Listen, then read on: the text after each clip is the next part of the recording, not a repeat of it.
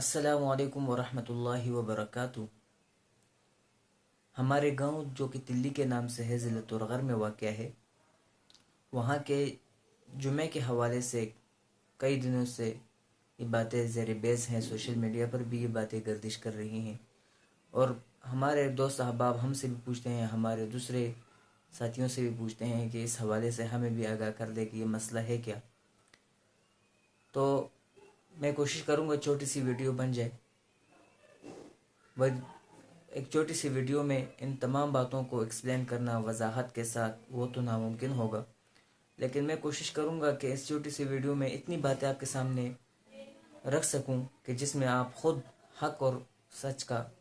اور باطل کا فیصلہ خود کر سکیں گے۔ دراصل ہمارے گاؤں کے مفتیان کرام اور علماء کرام نے گاؤں میں جمعے کے شروع کرنے کے حوالے سے انہوں نے ایک مشورہ کیا۔ تو مشورے سے انہوں نے یہ طے کیا کہ کسی قریب کے دارالافتاء میں جاتے ہیں، وہاں مفتیان کرام سے پوچھتے ہیں کہ آیا ہمارے اس گاؤں میں جمعہ ہوتا ہے یا نہیں ہوتا، کیونکہ پہلے وہاں جمعہ نہیں تھا۔ تو انہوں نے ایک سوال لکھا،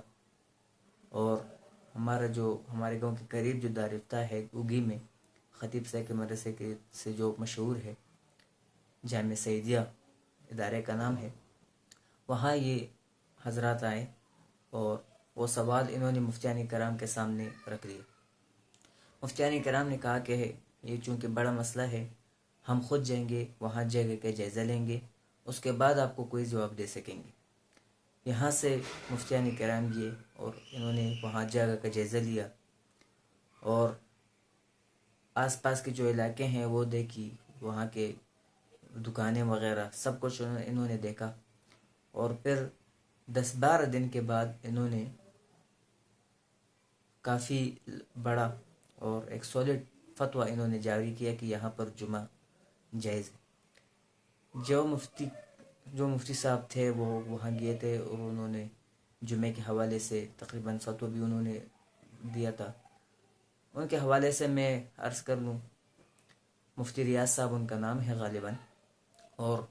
دارالعلوم کراچی جو مفتی تقی صاحب کا ادارہ ہے، وہاں سے انہوں نے دورہ حدیث شریف کیا ہے، اور جامعۃ الرشید جو کہ بہت بڑا ادارہ ہے، وہاں سے انہوں نے تخصص کیا ہے۔ تو ان مفتی صاحب نے اور ان کی جو پوری ٹیم ہے، انہوں نے جواز کا فتویٰ صادر کیا، اور وہ فتویٰ تقریباً 4 صفحات پر تھا، جس میں ہماری طرف سے جو سوال لکھا گیا تھا وہ سوال تھا، اور مفتیان کرام نے جو وہاں جگہ کا معائنہ کیا تھا وہ معائنہ رپورٹ تھا وہاں اس میں، اور باقی اس میں جواب تھا کہ یہاں جمعہ جائز ہے، اور اس میں جو حوالہ جات تھے، جو دلائل تھے، وہ انہوں نے سامنے رکھ لیے۔ خیر، وہاں پر پہلے جمعہ پڑھا گیا، اور جمعہ بھی یہی ادارے سے مفتی صاحب گئے اور انہوں نے وہاں جا کر جمعہ پڑھا دیا، اور وہاں پر جو 3 مساجد تھی، جو کہ ایک تلی چپڑا میں ہے، ایک تلی گانگٹ میں ہے، اور ایک تلی شکاٹی میں ایک مسجد ہے، ان تینوں مساجد میں وہاں جمعہ پڑھ لیا گیا، اور خوشی کے ساتھ، بڑی خوشی سے لوگوں نے جمعے میں شرکت کی۔ خیر، جمعے کے بعد کچھ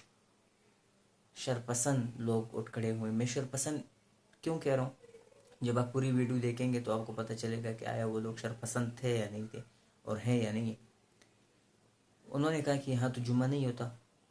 اور وہ لوگ بالکل عام لوگ تھے، دین کے ساتھ ان کا کوئی خاص واسطہ نہیں تھا، کوئی علماء نہیں تھے، لیکن انہوں نے کہا یہاں جمعہ نہیں ہوتا۔ ایک طرف وہ عام لوگ، اور دوسری طرف تقریباً 35 سے 40 علماء کرام اور مفتیان کرام ہیں۔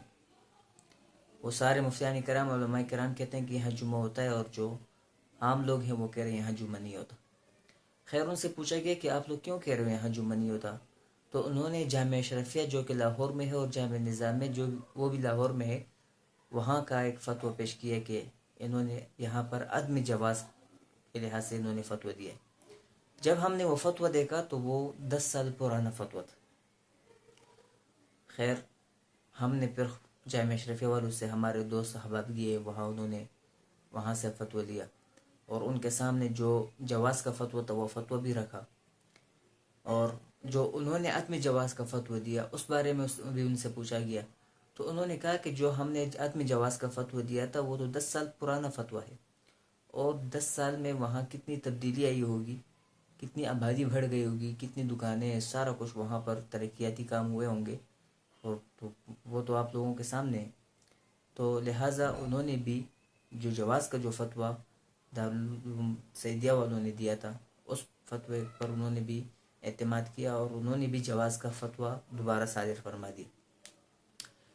خیر، یہ جو فتویٰ ہم نے جس سوال پر ان سے لیا وہ دوسرا سوال تھا۔ وہ سوال گاؤں والوں کے متفق ہو کر گاؤں والوں نے ایک سوال لکھا تھا، جس میں جو لوگ عدم جواز کے قائل تھے وہ بھی تھے، اور جو جواز کے قائل تھے وہ بھی تھے، سب نے مل کر سوال لکھا تھا۔ خیر، وہاں پر جو ہمارے دوست فتویٰ لینے گئے تو انہوں نے دیکھا کہ جو مخالفین ہیں، جو عدم جواز کے قائل تھے، ان کے بھی کچھ لوگ وہاں تھے، اور وہاں پر مفتیان کرام اور علماء کرام کے جامع اشرفیہ کے مفتیان کرام اور علماء کرام سب بحث کر رہے تھے۔ تو بحث یہ کر رہے تھے کہ آپ لوگوں نے پہلے فتویٰ عدم جواز کا دیا تھا، ابھی کیوں جواز کا دے رہے ہو؟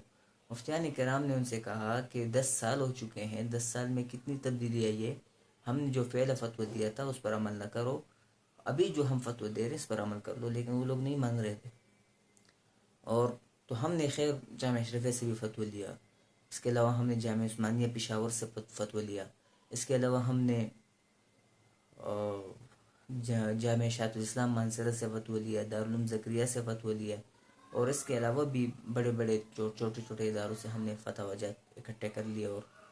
سب نے جواز کا فتویٰ دیا تھا۔ پھر